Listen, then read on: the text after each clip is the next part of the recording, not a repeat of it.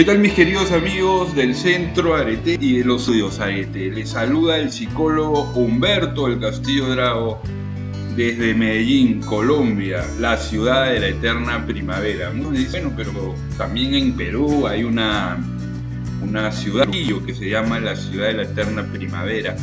Y muchos me preguntan, bueno, ¿por qué Medellín? Para los que no lo conocen, ¿por qué Medellín se le llama la ciudad de la eterna primavera? Hay varios motivos. Medellín está a 1500 metros sobre el nivel del mar. Medellín tiene un clima muy benigno. Como saben los amigos que nos siguen, Colombia no tiene como otros países unas estaciones tan marcadas, ¿no? Entonces aquí el clima es seco, porque esto no llega a ser un clima tan alto, tan frío, pero tampoco tan caluroso. Estamos entre montañas. Hay épocas del año donde llueve mucho, entonces el clima es muy bueno porque no hay mucho frío ni mucho calor. Claro, los aqueños, los paisas más veteranos, más adultos, podríamos decir, dicen que el clima cambia mucho, que ahora ya está haciendo mucho calor, que la polución, etc. De todas maneras, para quien viene de lugares más calurosos, encuentra que este clima es muy bueno, muy benigno. También por esa lluvia, la ciudad es muy hermosa, es muy bonita porque está toda rodeada de verdes, ¿no? de árboles, de flores. Inclusive aquí, no tanto en Medellín, sino saliendo un poco de Medellín hacia el oriente antioqueño, uno va a encontrar ahí en La Ceja, por Río Negro, etcétera, muchos cultivos de flores y de plantas, ¿no? Porque justamente el clima es muy propio para eso. Entonces todo eso hace que a Medellín se le llame la ciudad de la eterna primavera, por el clima, por el ambiente, por lo verde, por el clima tan benigno que existe. Bueno, mis queridos amigos, el día de hoy vamos a hablar de un tema muy importante, que es el tema de la reconciliación de la historia personal. Y para eso, obviamente, les queremos recomendar el libro que en Arete se editó hace ya algún tiempo, que se llama Reconciliación de la historia personal.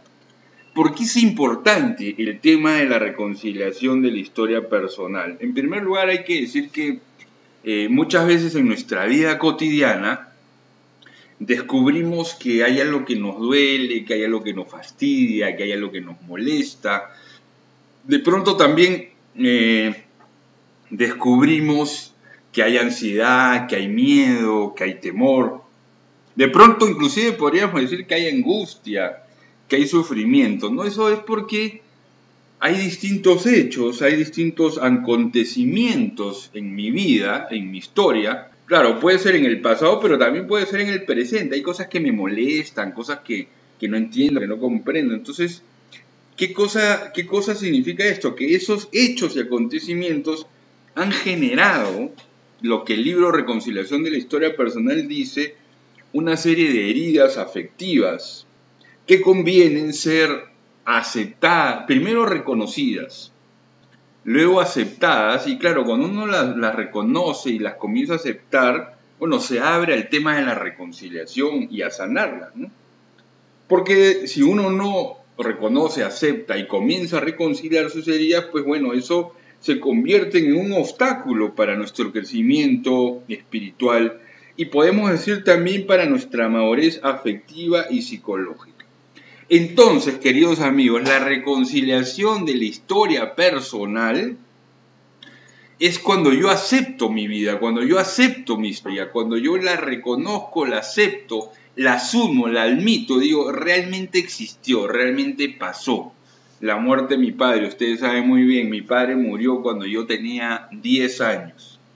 Yo en este momento, a mis 51 años, pues bueno, ya hace muchos años acepté, reconocí eso. En este momento, eso ya no es una herida, es decir, ya no es algo que me duela. Obviamente, cuando yo recuerdo la muerte de mi padre, sí hay una cierta melancolía, sí hay un poco de dolor, pero sobre todo de nostalgia, ¿no?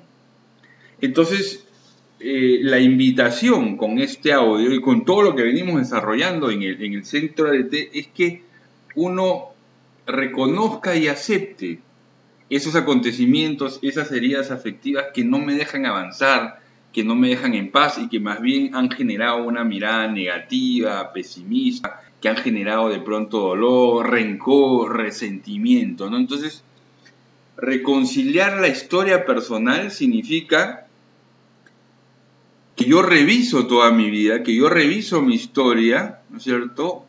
Y vivo tranquilo. ¿Por qué? Porque no solamente la reconozco, sino la acepto.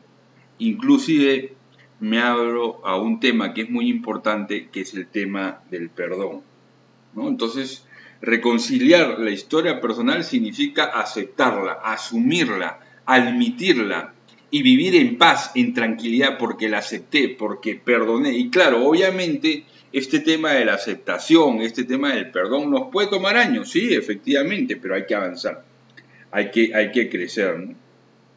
Obviamente, este proceso implica abrirse a la gracia de Dios, puesto que solos no vamos a poder. Para lograr el proceso antes mencionado, este proceso de reconciliación de la historia personal, es fundamental abrirse a la gracia de Dios. Poner los medios adecuados para que el Espíritu Santo pueda sanar y reconciliar mi vida, mi historia, mi corazón, mi mente, mis emociones y también mis conductas. Es importante mencionar que la reconciliación personal es un proceso que puede durar años, como ya lo dijimos, dependiendo del tema o el acontecimiento específico. Además, implica generar un proceso de aceptación de las heridas más significativas de la historia personal de cada persona, así como también las consecuencias de dichos hechos, de dichos acontecimientos. Entonces, claro, hay que trabajar la historia, hay que aceptar la historia, pero también hay que trabajar y aceptar el presente. Entonces yo tengo que preguntar, bueno, si un día yo me peleé con mi hermana, o si un día tuve un malentendido con un amigo, yo tengo que decir, bueno, yo eso ya lo acepté, ya lo perdoné, ya es un hecho que es historia, es un acontecimiento que ya lo ubiqué yo en la historia, o todavía me sigue molestando, todavía me sigue fastidiando, es decir, está activo, con un sentimiento negativo, con unas emociones de pronto negativas en mi presente, ¿no? O hay cosas, por ejemplo, que de pronto me están molestando en el presente porque no las he aceptado. Entonces, existe una historia presente también, ¿no? Existe un instante presente que es muy importante aceptar, ¿no?